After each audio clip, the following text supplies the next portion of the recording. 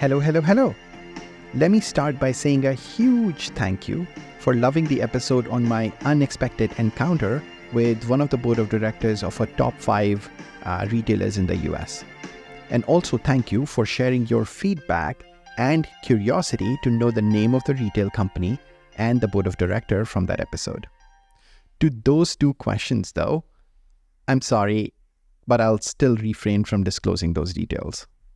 But let me promise you this. If someday he joins me on this show as a guest, I will definitely connect those dots for you all. Anyway, another round of thank you for suggesting a mini-series within the podcast. Let me give you some context. Over the past few weeks, I got several suggestions, some in the form of questions, others in request, to basically talk about the roles of C-suite leaders in the context of AI and GenAI driven transformation journeys for retail organizations. One of you even suggested launching a mini-series within the podcast to talk about different C-suite leaders. And I really love that idea. And as a matter of fact, I am going to start that series from this episode onwards. Welcome to the Retail Tales. And if you're a regular listener, welcome back. It's a show where we exclusively discuss all things AI across the retail value chain. I am Saurabh, and I'm your host for this podcast. So, as I was saying, I'm launching a C-suite leader-focused mini-series starting with this episode. We'll do it in bits and pieces over the next few episodes. I don't want to do it in a continuous series manner, like one episode after the other. It just becomes quite monotonous, and I don't want to take that route. Anyway, I thought we should kick off this series with the role of Chief Financial Officer or CFO in driving enterprise-level transformation with AI. So today, we'll try and explore how a CFO could play the role of a strategic catalyst for a retail organization and harness the power of AI to enhance efficiencies, foster innovation, and ultimately drive shareholder value. The role of a CFO is so dynamic. It's absolutely crucial for an organization's AI transformation journey.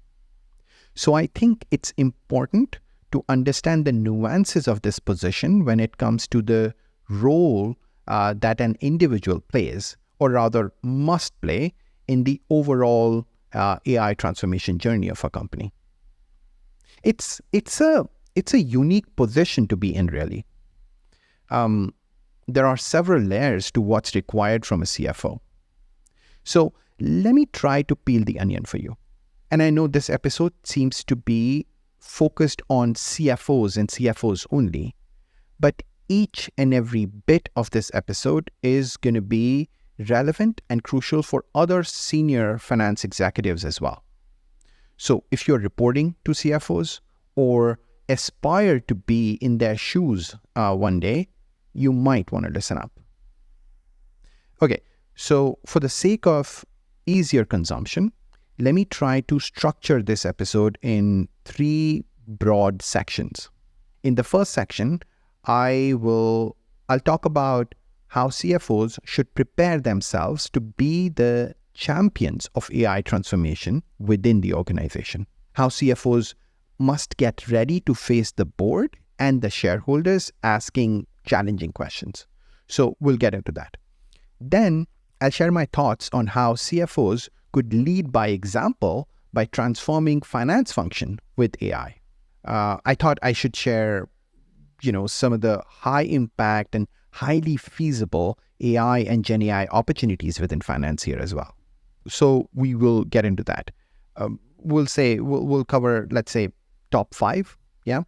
And then finally, in the last section, I'll talk about CFO's responsibilities to act as a strategic catalyst in driving enterprise-level transformation with AI, how they should partner with other C-suite leaders to unlock the true value of AI for the organization.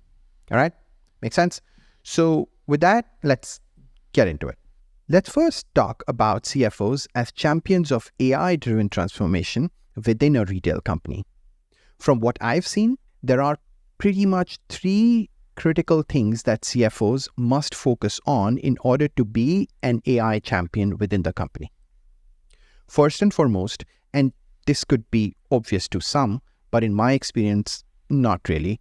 So this is the first point in my book all day long, and it's understanding AI and GenAI capabilities. And it's not as simple as being an avid ChatGPT user. Look, all of us know typical CFOs within retail, or for that matter, anywhere across even other industries, are not software engineers. They can't be expected to drive expert commentary on GenAI or LLMs or even machine learning. But they don't have to be software engineers or AI experts as long as they know the basics. It's about knowing what AI and generative AI capabilities really are, differences between machine learning and GenAI, risks associated with these technologies, knowing that GenAI, or AI for that matter, cannot be and should not be the answer to every issue is absolutely critical. But even more critical is knowing when these technologies could be the answer to an issue. Analyzing how other leading companies and especially competitors are leveraging AI and GenAI capabilities is very important. But even more important is understanding industry standards and identifying areas for improvement within your company relative to your competitors. If you look at the numbers, and I was just looking at it a couple of days ago, 65% of CFOs in the US are now actively integrating generative AI in their strategy. This stat, believe it or not, was at 15% last year, but now it shows widespread adoption among finance leaders and a much higher level of interest and investment. If you ask me, it should be a wake-up call for the other 35% out there. So knowing the basics is critical. As a CFO or even as a senior finance leader, one can do this through self-education, by investing time in understanding the basics of AI and machine learning, understanding potential applications and even limitations of these technologies, and knowing about the risks and regulations associated with AI and generative AI. All of this can be done by attending industry conferences and events, talking to industry experts, and reading leading publications, white papers, reports, etc. Podcasts are also an important part of this learning ecosystem. I know it was quite a shameless plug, but hey, it's true. Anyway, it can also be achieved through hiring or consulting with AI experts within your industry who can provide deeper insights into how and where AI and GenAI can be applied within your company. Ultimately, it's about knowing what you must before you invest in these capabilities. Because as CFO, you have the wallet for the organization. And as someone quite famously said, with great power comes great responsibilities. Okay, next one. Next one that I think is important is a very close collaboration with other C-suite executives. Look, alignment with the CEO on the overall strategic direction of the company is anyway a given. But working closely with the likes of CIO, CTO, CDO, or CAIO is critical too. Alignment of AI initiatives with companies' overall tech strategy. The other important equation to manage is with the CHRO, basically to address any workforce concerns related to AI, to manage FUD factor within the company, fear, uncertainty, and doubt within the workforce, to figure out investment requirements for upskilling the organization, whether they are producing AI applications or are simply consuming them. And then the last one in this section is the ability to communicate quantifiable value to the board and shareholders. Here as well, Clear and regular communication with the board is sort of a given anyway. But being able to quantify the value to the board and the shareholders is really the key. The ability to present clear, data-driven evidence of benefits, the path to value realization, and reporting actual realized value on P&L is absolutely critical. Look, qualitative benefits are warm and fuzzy, but they take companies only so far. They're good at creating a buzz, even get initiatives going, or maybe even getting people behind them. But sustenance comes from delivering and showing quantitative results. When the word potential makes way for the word realized in describing benefits or value, that's when it's successful.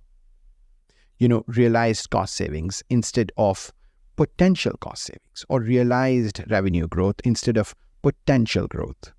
And I know, look, I fully understand it's easier said than done, but that's the name of the game. For what I've seen in the retail industry, the most common value drivers for GenAI initiatives are cost reductions, customer or employee experience improvement, and productivity enhancements. I think just over 50% of GenAI initiatives are focused on these three categories. But that's today's reality. CFOs and companies are going to be significantly more successful with GenAI when they start investing and accelerating AI and GenAI initiatives that develop, say, new capabilities or services or products, or initiatives that create more capacity for the company, or are focused on competitor disruption. I don't see many retail companies which are focused on these value drivers today. But to be honest, I truly believe it's just a matter of time. So again, the success mantra for a CFO with AI and GenAI should be quantifiable and tangible ROI. All right, moving on. Let's get into the second section. Let's talk about how CFOs could lead by example by transforming finance function with AI. As you can imagine, it really starts at the top. Starts with setting the right vision of data-backed decision-making, believing in technology and continuous innovation, and focusing on adequate risk management.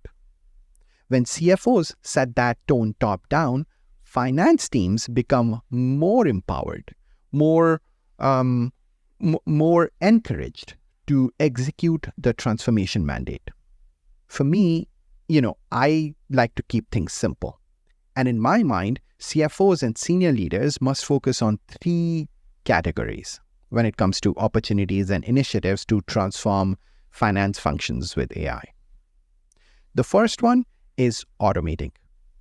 It's focused on optimizing existing financial processes by making them more efficient, accurate, and cost-effective.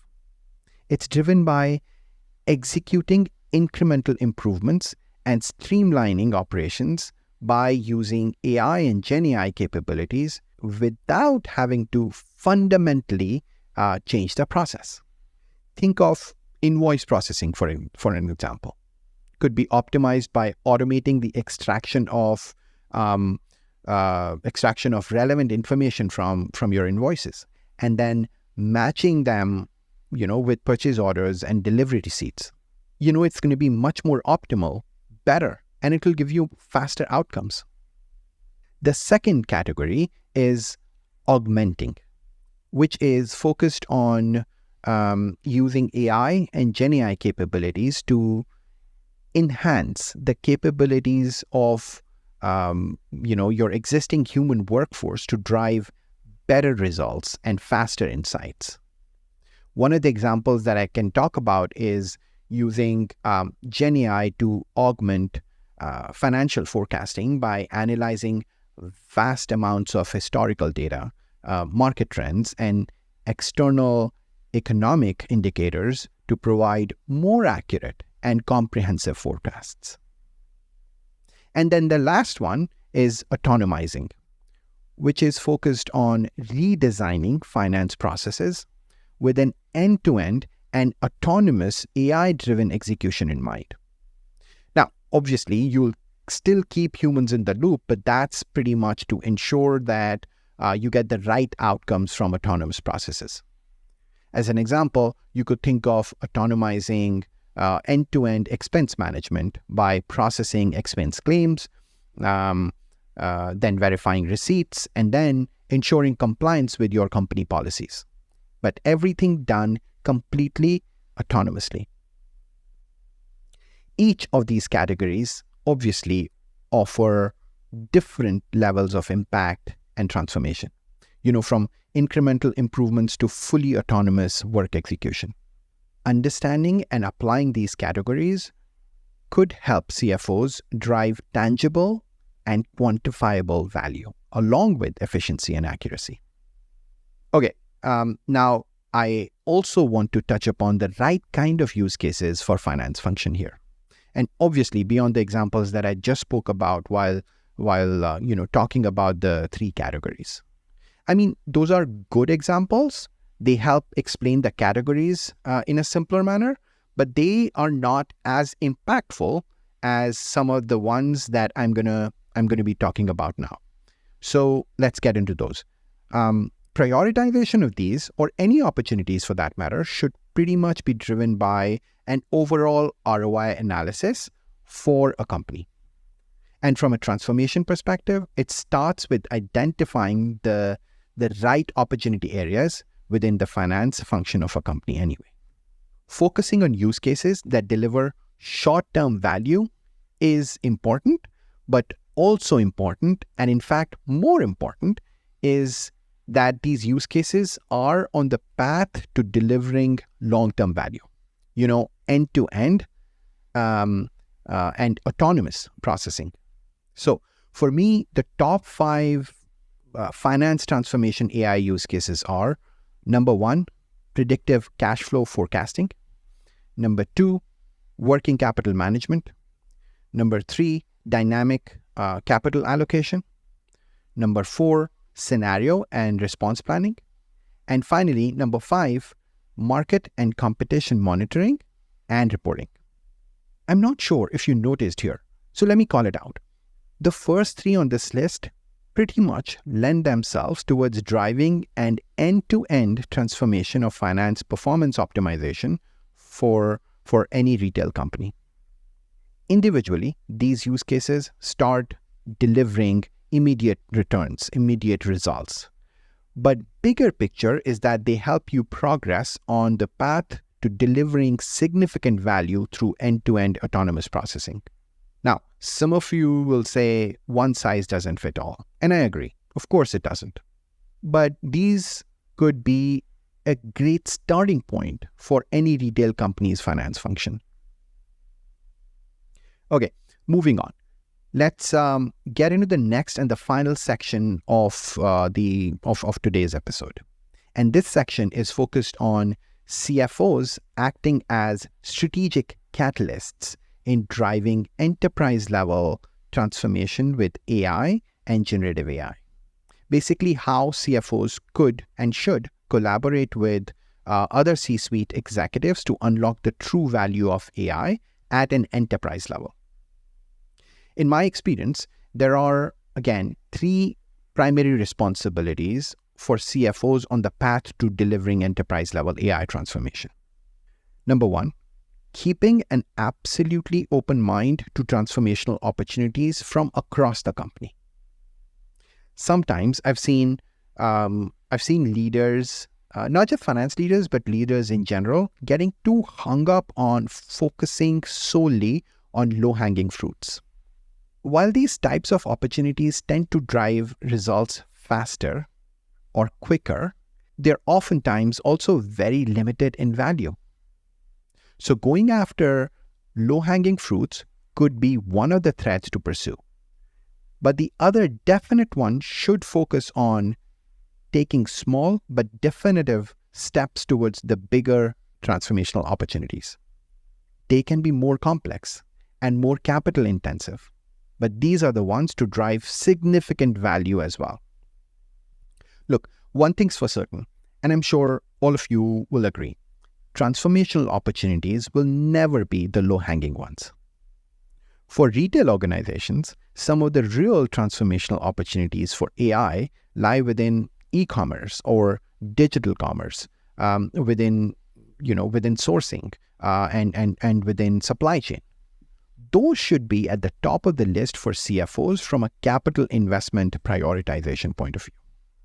And speaking of capital investment brings me to the second responsibility of a CFO, which is about helping remove bottlenecks in getting capital investments approved for the right set of AI initiatives within the company. Again, this is something which gets driven top-down. More often than not, retail companies tend to get into analysis paralysis of AI initiatives, some of which never even see the light of day because of red tape, or call it bureaucracy. Reducing the complexity of approval procedures for AI initiatives and implementing a more agile and a more flexible approval process is extremely critical. CFOs must focus on clearly articulating the acceptance criteria to the other executives within the company. And as long as AI initiatives meet the criteria, CFOs must collaborate very closely with the sponsors and other leaders to drive faster funding approvals. As much as CFOs act as enablers and strategic catalysts for transformational opportunities, retail companies will benefit even more significantly. Now, finally, the last point is about asking tough questions, sometimes even unpopular questions. But it's tremendously helpful for better financial health of a retailer. CFOs must ask questions about data and technology readiness and AI maturity of their companies. These questions could be about data quality, data privacy, or data governance measures, or they could be about potential risks of AI and GenAI initiatives. But at the same time, while they're asking questions, they should collaborate with the likes of CIO, CTO, and CDO on budget allocations and capital investments for improving these capabilities for the company. CFOs should also ask tough questions about actual realized value for implemented use cases or AI initiatives. And along with that, hold leaders and sponsors accountable to deliver the promised value. The way I look at it, value realized is the real value. Rest all is smoke and mirrors. Tough questions, by the way, could also be along the lines of talent preparedness on the path of GenAI adoption within the company and budget allocations for it. It could also be around build versus buy decisioning for GenAI capabilities within the company. By the way, I've done a full episode on build versus buy on the podcast. So if you want to know more, you could go and check that one out. Here's a summary though. If CFOs don't ask tough questions, financial accountability goes for a toss, which could lead to an abysmal or even negative ROI on AI initiatives. And that, everyone, was what I had for all of you on the topic of CFO's role in AI transformation today.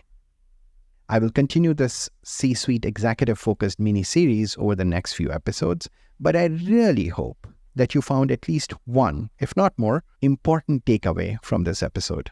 And on that note, it's a wrap. Thanks for listening. Here's me, Saurabh, signing off. If you like the content, don't forget to follow this show to keep learning a thing or two about retail AI.